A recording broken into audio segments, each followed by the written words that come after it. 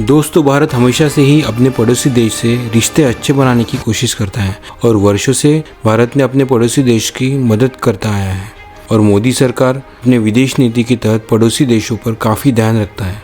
आर्थिक और राजनीतिक संकट से जूझ रहे श्रीलंका और नेपाल की तो भारत ने खूब मदद की है, लेकिन इन दोनों देशों ने चीन के बहकावे में आकर कई बार भारत से गद्दारी की है। हाल ही में वामपंथियों के समर्थन से बनी नेपाल सरकार ने नए साल के दिन भारत के साथ गद्दारी की। नेपाल की नई सरकार ने चीन द्वारा बनाए गए इंटरनेशनल एयरपोर्ट का उद्घाटन किया, लेकिन सिर्फ एक ही दिन में नेपाल को भारत से गद्दारी की सजा मिल गई और कर्मों का फल मिल गया। दोस्तों, आपको नेपाल की अर्थव्यवस्था के ताज़ा हालात समझने के लिए पहले कुछ आंकड़ों को समझना जरूरी है। नेपाल की जनसंख्या करीब 2.9 करोड़ है। अर्थव्यवस्था का आकार करीब $3,500 करोड़ है। सार्वजनिक कर्ज जीडीपी का करीब 43% है। महंगाई दर फिलहाल में 7% है। खतरे की घंटी तब बजी जब मार्च 2022 के मध्य में देश की विदेशी मुद्रा का भंडार $975 करोड़ रह गया। जुलाई 2021 में ये $1,175 करोड़ था।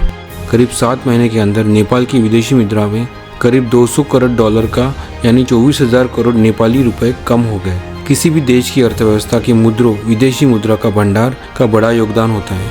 देश का केंद्रीय बैंक विदेशी मुद्रा और अन्य परिसंपत्तियों को अपने पास रखता है। विदेशी मुद्रा को ज़्यादातर डॉलर्स में रखा जाता है। ज़रूरत पड़ने पर इसे देनदारियों का भुगतान भी किया जाता है। जब कोई देश निर्यात के मुकाबले आयात ज़्यादा करती है तो विदेशी मुद्रा का भंडार नीचे गिरने लगता है। अब दोस्तों, जब नेपाल के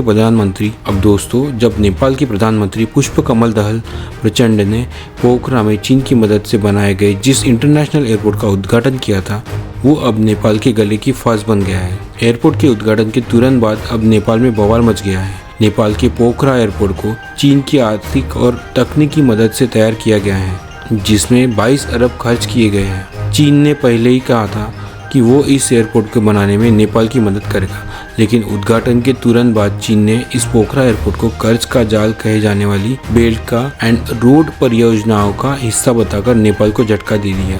चीन ने दावा किया है कि ये एयरपोर्ट उसकी बेल्ट एंड रोड परियोजनाओं के तहत ही बनाया गया है, लेकिन नेपाल का कहना है कि ऐसा कोई समझौता चीन के साथ नहीं हुआ है।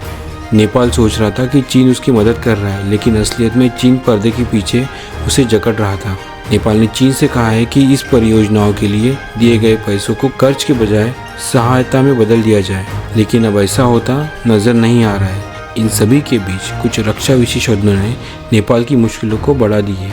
एक्सपोर्ट ने कहा है कि अगर भारत ने इस प्रोजेक्ट से किनारा कर लिया तो अरबों रुपए में बनाया ये ड्रीम प्रोजेक्ट नेपाल के लिए सफ़ेद हाथी साबित हो सकता है। एक्सपर्ट्स ने कहा है कि नेपाल के इस इंटरनेशनल एयरपोर्ट को बता दिया जाए, लेकिन इंटरनेशनल उड़ानों के लिए दूर दूर तक का असर नहीं दिख रहा है। पश्चिमी देशों ने चीन के बनाए गए इस एयरपोर्ट का इस्तेमाल करने से मना कर दिया है और भारत ने भी इस एयरपोर्ट का इस्तेमाल करने से किनारा कर लिया है, तो नेपाल बुरी तरह से फंस जाएगा। भारत पहले से ही नेपाल में चीन की बनाई गई बिजली नहीं खरीदता है। इसके अलावा भारत ने नेपाल के बहिरावा एयरपोर्ट का इस्तेमाल भी नहीं करता है। इस एयरपोर्ट को चीन की मदद से बनवाया गया था।